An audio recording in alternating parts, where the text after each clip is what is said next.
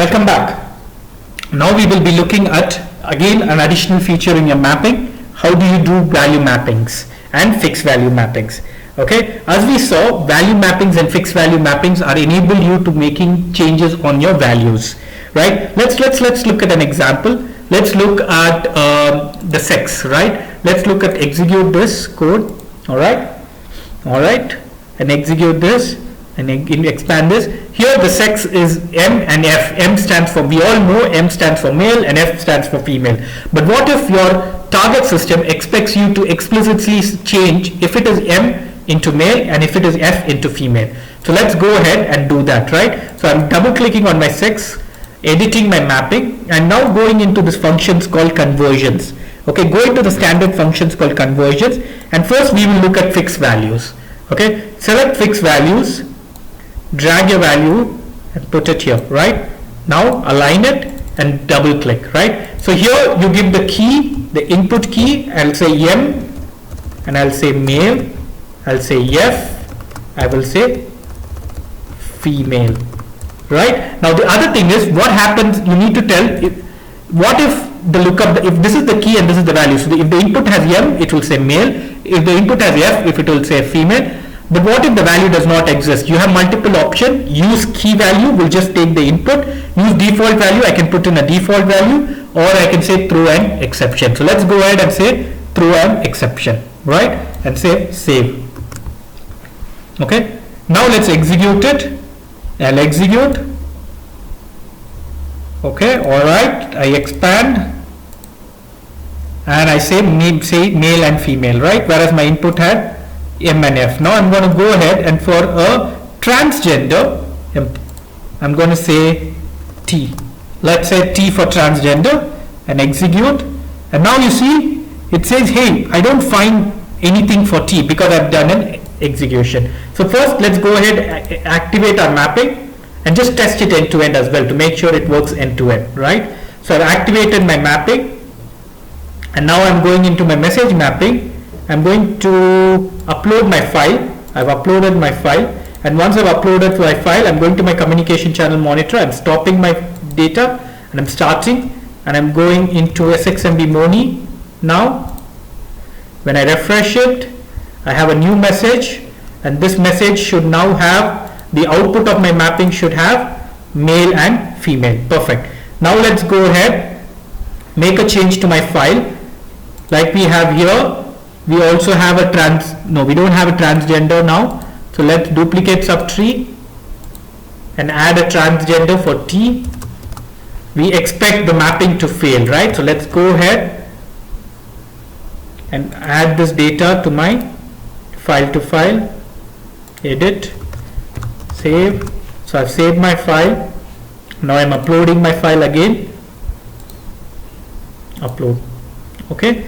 Now if I go into my communication channel monitor, I'm stopping my channel, I'm starting my channel, and once I do that, I go into here, I should expect a failure. Why? Let's look at it, and the error says exactly what we wanted, that the value is not available. So you can go into detailed trace statement here, and here you should be able to see the detailed error that says no value found for T, right? So that is the problem that we have. Now let's go ahead and fix. So now obviously it's easy, right? You know how to go in and add the fixed value, but do note fixed values, adding a value into a fixed value is equivalent to a hard coding in PI.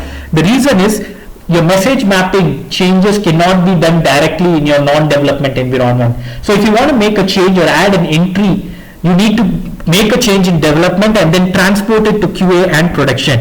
And in real-time projects, this could be a challenge because your customer could come and tell, hey, I don't want to, my key values, there could be much more entries that I want, and I want to keep adding them, and I don't want to do a transport every time when I add an entry. But then if it is going to be a transport, this could take a lot of time in multiple organizations. So is there a better way to do it where I don't need to do this hard coding within my mapping? Yes, there is, and that's the answer to that is to use instead of a fixed values, to use a value mapping, right? So now let's change it to a value mapping. I'm going to drag, so I'm again in my conversions, I drag the value mapping, I drop my value mapping, and I'm going to use a value mapping. And out here, let the value mapping context be the default one. The source agency, let's call it SRC agency 00. Source schema, let's call it SRC schema 00. Okay, same way for the target agency, TGT agency 00, TGT schema 00. And what same way, what if the lookup fails? Throw an exception. Okay, let's just copy this into my note clipboard. Okay, I'll save it and mapping activate. Right now, there's one more step we need to do before we can test. So let's go ahead, and now we need to define something called value mapping in my integration directory. So I go to my integration directory, I go to my corresponding, I close all. Sorry, I close all. Now in my integration directory, I go to tools, value mapping. Yeah, you see the value mapping, go to tools, value mapping, and give the value for the source agency. I'll say source schema.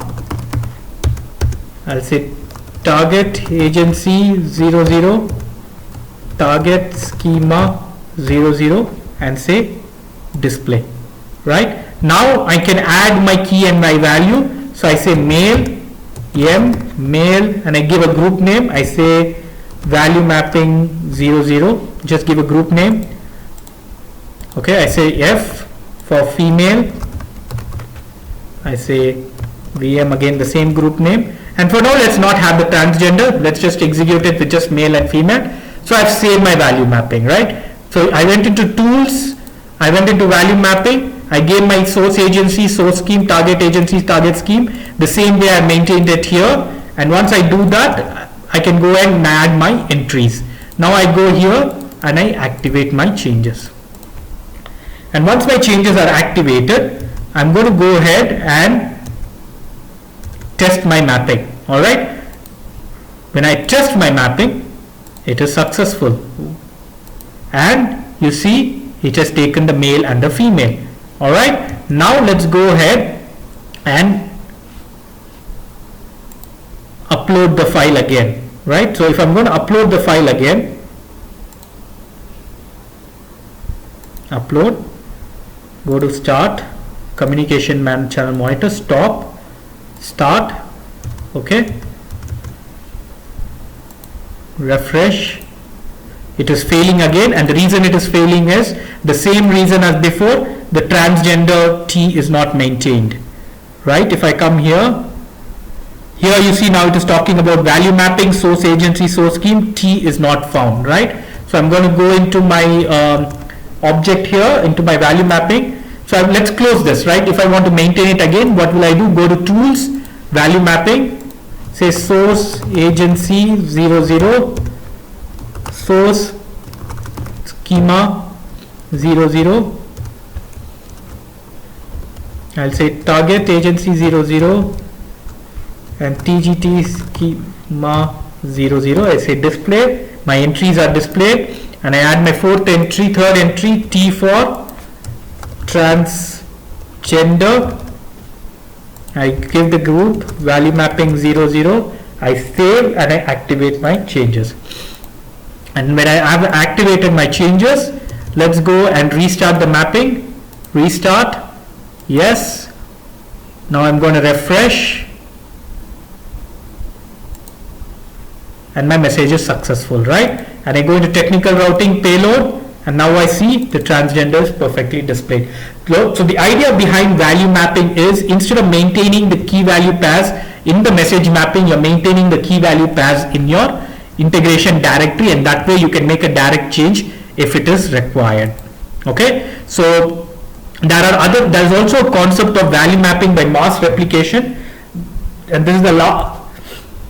And the idea behind value mapping by mass replication is, what if you want to load hundreds and thousands of records?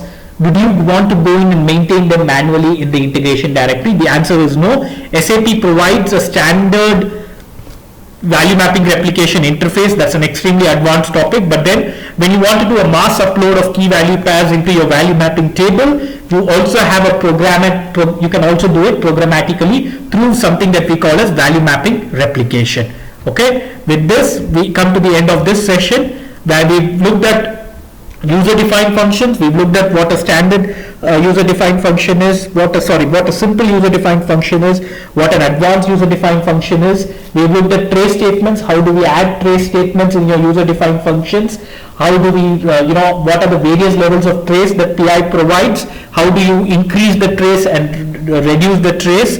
And also we looked at fixed values and value mapping to be able to dynamically do value mappings in your mapping layer.